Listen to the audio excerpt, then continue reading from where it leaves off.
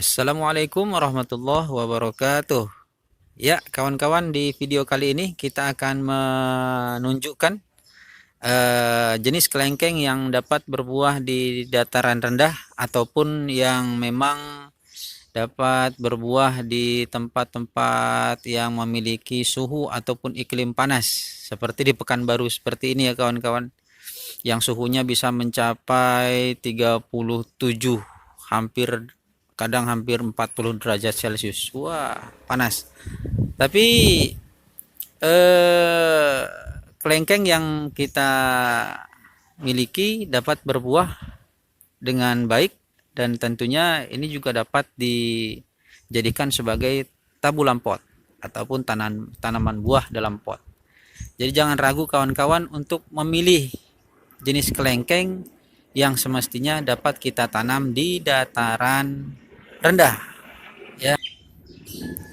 Karena sebagian kawan-kawan yang memiliki pohon kelengkeng ini, maaf ya, kadang-kadang dia menghasilkan dari biji, dapat ada ditanam dari biji karena buahnya besar kemudian enak, lalu dia semai yang beli di pasar ataupun di toko buah. Tetapi dia ternyata kelengkeng yang dihasilkan ataupun kelengkeng yang disemai itu berasal dari kelengkeng dataran tinggi. Seperti ini contohnya ya. Namun nggak perlu ribet kawan-kawan ya, yang kita tanam kelengkeng itu sebagusnya kita yang bertempat tinggal di kota yang memiliki suhu yang panas, kita pilih saja kelengkeng yang jenis dataran rendah. Supaya apa? Supaya kita mendapatkan hasil daripada buahnya ya. Kalau masalah rasa, insya Allah kelengkeng itu sama ya, sama kelengkeng juga. Langsung saja nih kawan-kawan. Yang pertama yaitu jenis pimpong ya, memiliki buah yang besar seperti ini kawan-kawan. Cuman buahnya ini bisa lebih besar dari ini lagi kalau seandainya kita memberikan pemupukan yang rajin lah, ataupun pupuk yang bagus seperti KNO3 contohnya. Dia buahnya bisa lebih besar dari ini atau 2 kali lipat dari ini, 2 kali besar ya. Kelengkeng pimpong, untuk mengenali ciri-cirinya nih kawan-kawan sangat mudah.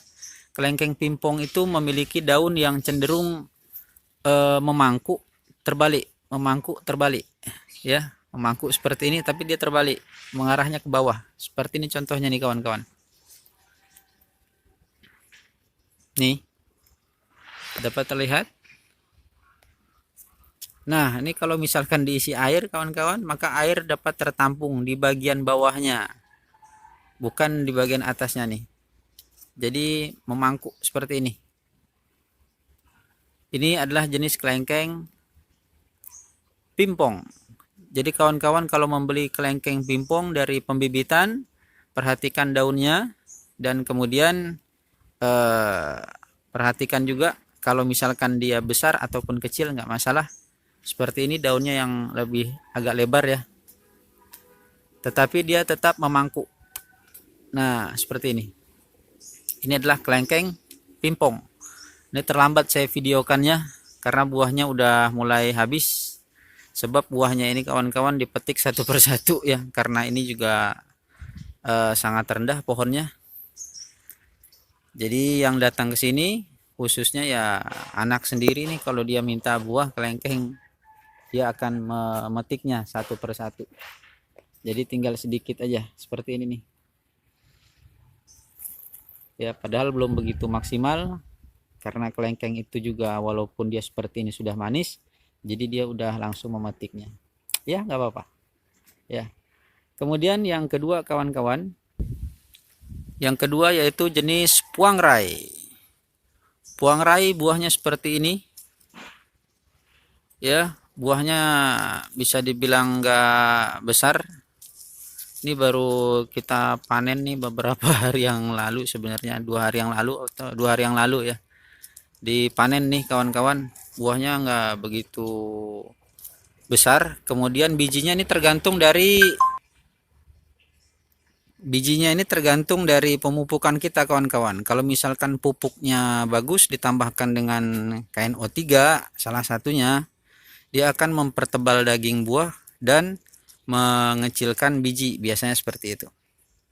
Kalau kita lihat nih satu, kawan-kawan. Ini jenis puang rai.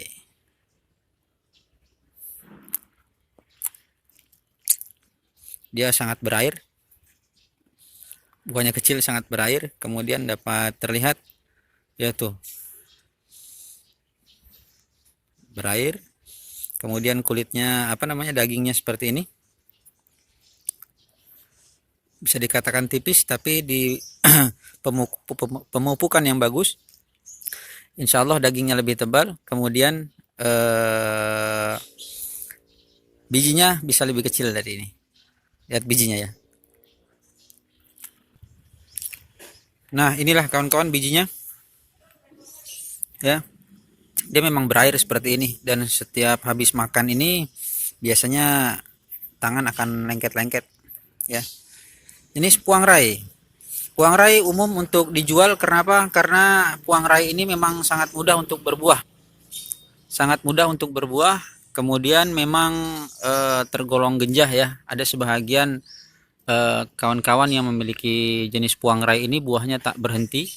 Ada juga sebagian kawan-kawan yang mendapatkan jenis puang rai ini, dia mengeluarkan buahnya sekaligus banyak, kemudian berhenti paling sekitar 1 ataupun 2 bulan, lalu dia berbuah lagi. Nah, gitu dia kawan-kawan, kelebihan dari puang rai.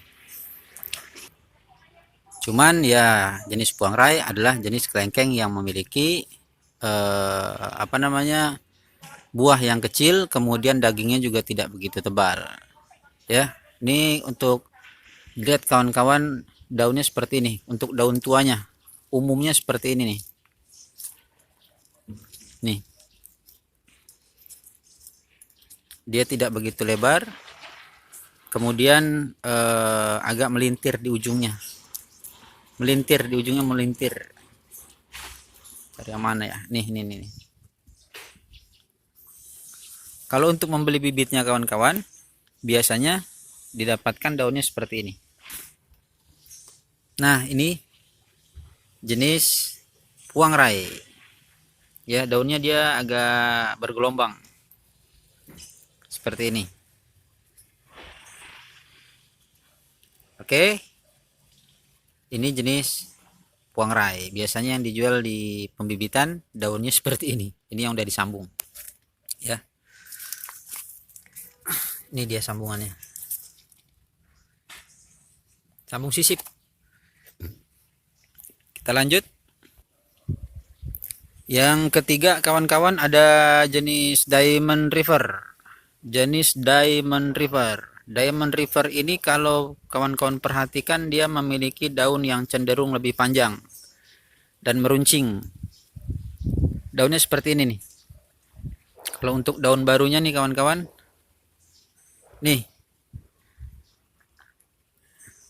teksturnya seperti daun mangga ya, tetapi dia agak naik gitu lah. Agak naik seperti ini. Nih. Seperti sayap sayap burung. Seperti sayap burung. Kalau kita waktu gambar di masa SD dulu. Ya, seperti sayap burung seperti ini. Nah, ini jenis Diamond River. Jadi kawan-kawan harus bisa bedakan Diamond River dengan puang rai. Ya, puang rai seperti ini. Dapat dilihat nih, puang rai. Sementara Diamond River seperti ini. Bisa dibedain, coba saya patahkan dulu. Nih kawan-kawan, kalau Diamond River dia cenderung ke atas, tegak ke atas tuh. Sedangkan yang puang rai dia merunduk, jatuh. Daunnya itu jatuh. Ini untuk membedakannya. Jadi jangan salah kawan-kawan. Dan daun dari Diamond River itu lebih panjang dibandingkan jenis puang rai. Ya. Kalau harga biasanya sama, tetapi perbedaannya adalah di buah. Buah daripada Diamond River ini dia bisa 1,5 kali lipat dibandingkan yang puang rai. Dagingnya lebih tebal dibandingkan yang puang rai. Itu perbedaannya. Jadi tentu kita harus memilih yang Diamond River ini ya kalau misalkan dikasih penawaran, karena buahnya lebih besar daripada puang rai. Nah, itu dia. Kalau puang rai orang sebagian bilang malah mata kucing katanya. Ya, mata kucing. Itulah puang rai. Sedangkan Diamond Reaper dia lebih besar. Itu kawan-kawan untuk membedakannya. Dan ini jenis Diamond Reaper nih. Nih. Bisalah bedaannya nih. Tuh. Jadi seperti sayap burung yang sedang terbang nih, ke atas, burung elang. Nih. Ya, jenis Diamond Reaper. Ini kebetulan lagi berbunga lagi nih. Dan udah jadi pentil buah. Kita lihat dari sana. Ini dia kawan-kawan.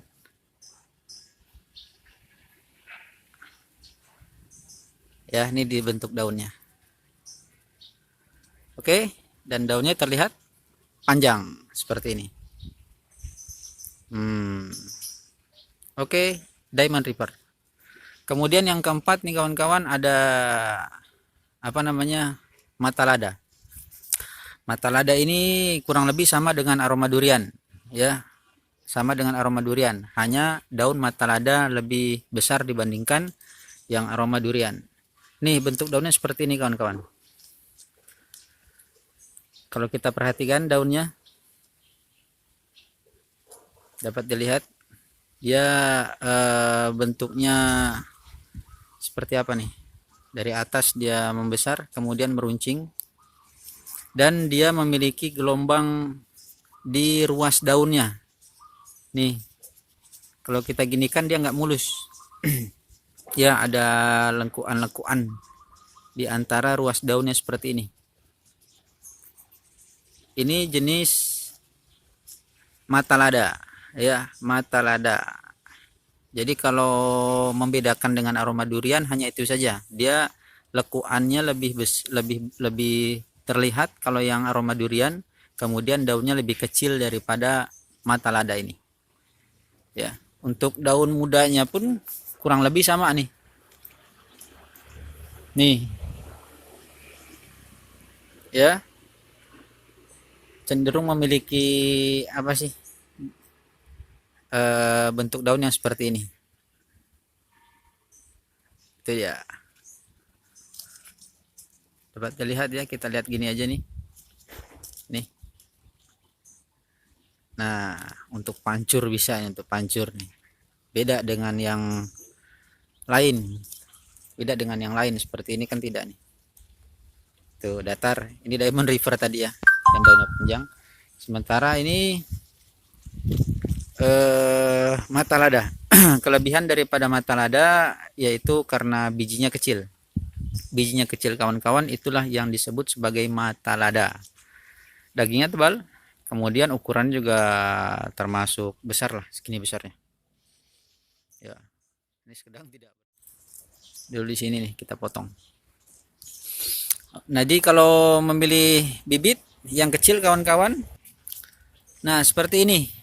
Bibit yang kecil apabila kawan-kawan ingin membelinya di toko buah ataupun di apa namanya, di orang tanaman lah ya, membeli bibitnya seperti ini kelihatan. Dan ini adalah ciri dari kelengkeng jenis mata lada dan kemudian aroma durian ya. Kalau dia masih datar seperti ini jangan percaya itu aroma durian ataupun mata lada, karena bentuk daunnya sangat jauh berbeda. Nih, jauh beda.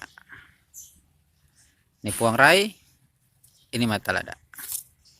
Oke, yang terakhir kawan-kawan yaitu jenis ini dia kawan-kawan, kelengkeng merah. Kalau kelengkeng merah sih ya kawan-kawan nggak perlu membedakan dengan kelengkeng yang lain ya, karena dari daunnya juga kelihatan seperti ini. kemerahan. Dahannya juga merah. Kemudian untuk buahnya juga ini rekomendasi. Ini buahnya juga nggak berhenti kawan-kawan. Ada terus dan cuman inilah karena ya tabu lampot ya kan, kita ambil satu-satu aja nih untuk anak-anak. Kalaupun kita mau kita ambil satu di pohon seperti itu. Ya, seperti ini di tangkainya apalagi di bawah. Ya udah tinggal tangkainya aja. Ya baru bertunas lagi. Dan buahnya yang di atas belum berhenti, ya masih ada buahnya. Kemudian di bawahnya juga udah mengeluarkan bunga lagi. Nih, kelihatan ya agak tinggi nih kawan-kawan. Udah mulai berbunga lagi. Nah, ini kemarin ada tunas dari bawah. Kan okulasi kawan-kawan. Okulasi beda nih ya sambungannya nih. Ini pohon tunas dari bawah, kemudian ini okulasinya. Jadi untuk kelengkeng merah itu bergurat seperti ini, tidak mulus. Ya ini sambungannya. Jadi pada saat tumbuh tunas dari bawah, di sini nggak saya potong langsung, tapi saya biarkan agak besar. Kemudian saya sambung dengan pimpong. Nah, jadi satu pohon ada dua jenis nih, ya. Dan tumbuh dengan subur juga di sini kawan-kawan. Oke, demikian sedikit kawan-kawan pengetahuan, pengetahuan. Ya begitu aja deh. Mudah-mudahan tentunya dapat bermanfaat nih bagi kawan-kawan yang memilih kelengkeng jenis dataran rendah. Maksudnya yang bisa berbuah di dalam pot ya, dan kemudian dapat berbuah di iklim yang memiliki suhu panas. Jadi dataran rendah, insya Allah kita bisa menanamnya kemudian, dan mudah-mudahan dapat bermanfaat buat kawan-kawan. Terima kasih yang sudah menonton tentunya, dan assalamualaikum warahmatullahi wabarakatuh.